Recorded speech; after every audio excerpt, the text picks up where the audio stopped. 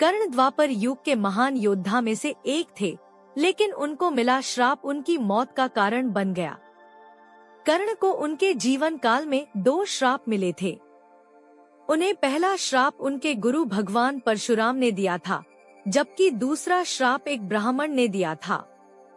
कर्ण को बचपन से ही धनुर्धर बनने की चाहत थी, लेकिन सूत पुत्र होने के कारण कोई उन्हें शिक्षा नहीं देता था।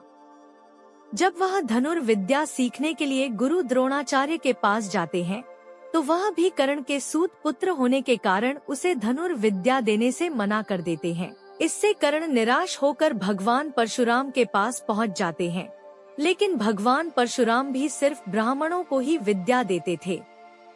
अब कर्ण किसी भी तरह से धनुर्विद्या सीखना चाहता था, तो वह भगवान परशुराम से झूठ बोलता है कि वह ब्राह्मण है। भगवान परशुराम भी कर्ण को ब्राह्मण समझकर उसे शिक्षा देने लगते हैं। जब कर्ण की शिक्षा खत्म होने वाली होती है, तब एक दिन उनके गुरु भगवान परशुराम दोपहर के समय कर्ण की जंघा पर सिर रखकर आराम कर रहे होते हैं। थोड़े समय बाद वहां एक बिच्छू आता है, जो कर्ण के जंघा पर काट लेता है।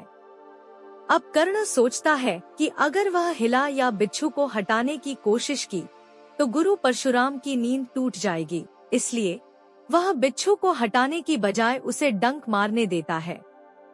कर्ण काफी समय तक बिच्छू के डंक से होने वाले दर्द को सहता रहता है। फिर जब कुछ समय बाद गुरु परशुराम नींद से उठते हैं, तो वह देखते हैं कि कर्ण के जांघ से खून बह रहा है।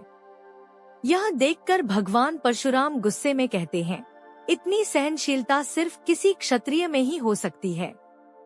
तुमने मुझसे झूठ बोलकर ज्ञान हासिल किया है, इसलिए मैं तुम्हें श्राप देता हूँ कि जब भी तुम्हें मेरी दी हुई विद्या की सबसे ज्यादा जरूरत होगी, उस समय वह काम नहीं आएगी।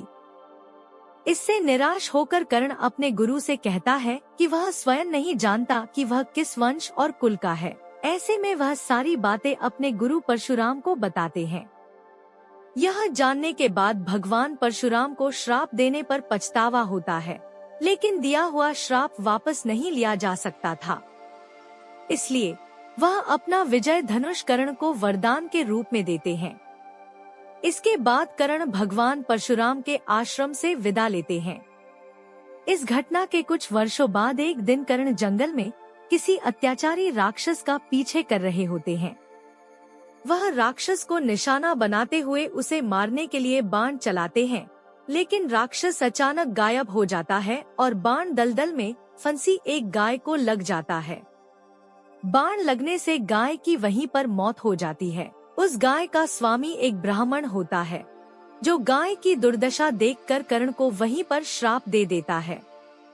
श्राप में ब्राह्मण कहता है कि जिस तरह तुमने एक असहाय गाय को मारा है, ठीक उसी तरह ही एक दिन तुम्हारी भी मृत्यु होगी। आगे चलकर इन दोनों श्राप का प्रभाव महाभारत के युद्ध में नजर आया। युद्ध के दौरान कर्ण के रथ का पहिया दलदल में फंस जाता है। जब कर्ण उसे निकालने के लिए रथ से उतरता है, तभी अर्जुन बाण चला देता है, जिससे कर्ण की मृत्यु हो जाती है।